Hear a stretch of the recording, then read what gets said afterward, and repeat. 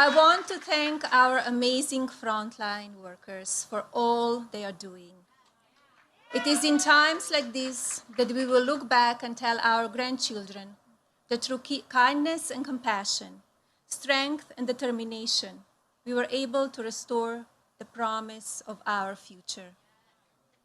One thing I know for certain is that under my husband's leadership, we will not be in for a dark winter.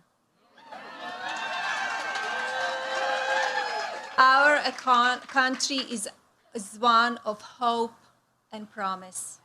We are not a country of fear or weakness. We will continue working with our medical professionals and researchers to ensure our children continue to grow up in the safest and most prosperous nation. I believe in our incredible doctors, nurses, and scientists. Because of our amazing medical capabilities and resources, we are in the process of developing powerful therapeutics and vaccine.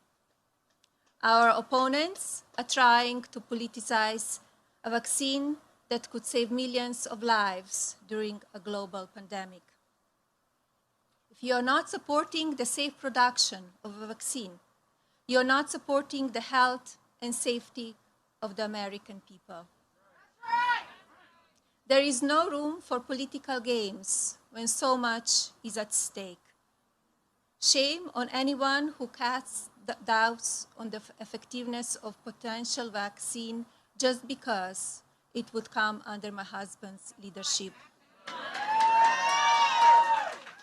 Politically motivated decisions like these are what separate career politicians from President Trump. Do not forget what the Democrats chose to focus on when COVID-19 first came into our country. While the president was taking decisive actions to keep the American people safe, the Democrats were wasting precious time and American taxpayer dollars on a sham impeachment. Why should we trust Joe Biden when he suggests he can do a better job? All you have to do is look back on his 47 years in political life to determine whether you think he's suddenly capable of putting the American people first. It has been my greatest honor to serve as First Lady of this incredible country.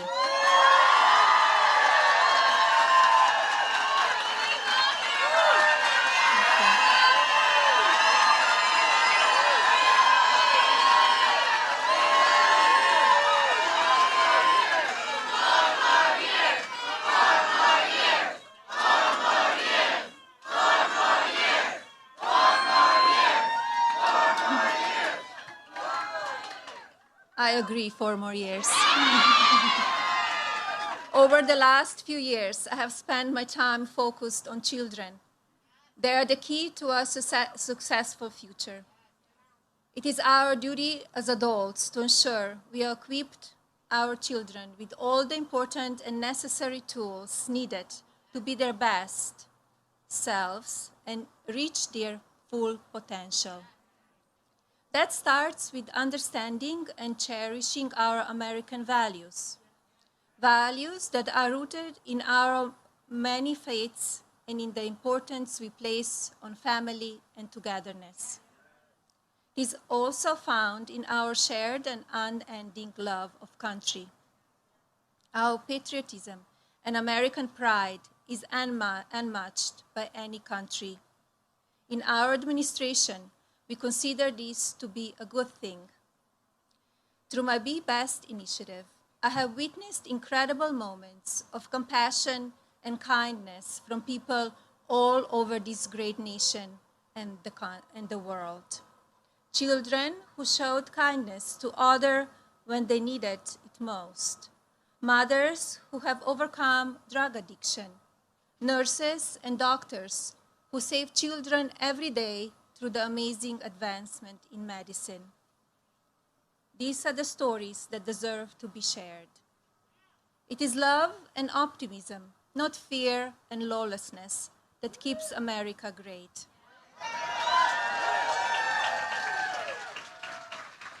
There are so many good things happening every day in ways small and large. We must not lose sight of that in the midst of all this political negativity. Negative actions like when the Speaker of the House chooses to shred the President's State of the Union address on national television,